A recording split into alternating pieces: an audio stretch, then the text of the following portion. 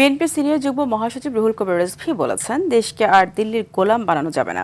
এদিকে নিষিদ্ধ আওয়ামী লীগের তৎপরতা চোখে পড়া জাতির জন্য ব্যর্থতা বলে জানিয়েছেন সড়ক পরিবহন ও সেতু মন্ত্রী শেখ রবিউল আলম। প্রধানমন্ত্রী তথ্য উপদেষ্টা ডক্টর জায়েদুর রহমান বলেন, আন্তর্জাতিক অপরাধ ট্রাইব্যুনালে যদি আওয়ামী লীগের বিরুদ্ধে রায় হয় তাহলে পুরোপুরি নিষিদ্ধ হবে দলটি। আরও জানাচ্ছেন শাকিলা করিম।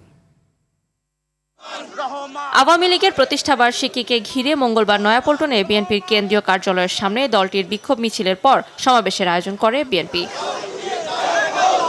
এ সময় বিএনপির সিনিয়র যুগ্ম মহাসচিব রুহুল কবির রিজভী বলেন, গত 17 বছরে অসংখ্য নেতাকর্মী জেল জুলুমের শিকার হয়েছে, গুম হয়েছে। জনগণ এসব আর দেখতে চায় না। মুক্তিযুদ্ধে 30 লক্ষ জীবন, 2 লক্ষ মা বোন নির্যাতিত হলেন। সেই জাতিকে আপনারা গোলাম বানাবেন না, দিল্লির কৃতদাস বানাবেন, এইটা হবে না। এদেশের জনগণ হতে দেবে না।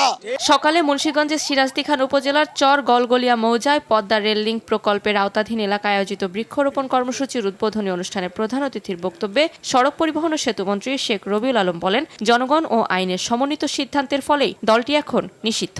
একটা নির্দিষ্ট সংগঠনের তৎপরতা যদি চোখে পড়ে, এটা জাতির ব্যর্থতা। একসময় একটা রাজনৈতিক দল ছিল এবং জন আকাঙ্ক্ষা এবং জনগণের প্রতিপক্ষ হয়ে ফাংশন করতে গিয়ে আজকে পরিত্যক্ত, জনগণ কর্তৃক বর্জিত, সর্বশেষ নিষিদ্ধ। তো নিষিদ্ধ মানে নিষিদ্ধই, এবং জাতি নিষিদ্ধ হওয়ার জন্য গণ অভ্যুত্থান করেছে, দেশ থেকে ভেগে যেতে বাধ্য করেছে।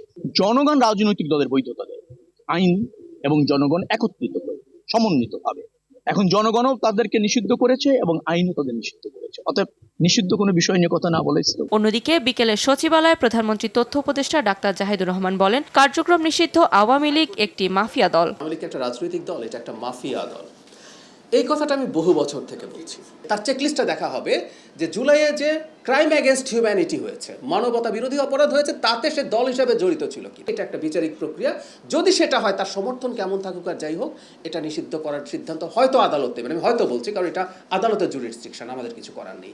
এর আগে দুপুরে ছাত্র দলের উদ্যোগে একটি প্রতিবাদ মিছিল কেন্দ্রীয় শহীদ মিনার থেকে শুরু হয়ে বিশ্ববিদ্যালয়ের আশপাশ এলাকায় প্রদক্ষিণ করে। ছাত্রদল নেতারা দাবি করেন, আওয়ামী লীগের সকল চক্রান্ত রুখে দিতে ছাত্রদল সবসময় রাজপথে সোচ্চার।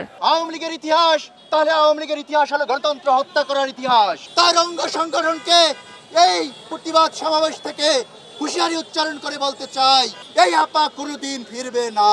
এছাড়া প্রচলিত আইনে সাবেক প্রধানমন্ত্রী শেখ হাসিনার বিচারের দাবিও করা হয় প্রতিবাদ মিছিল থেকে।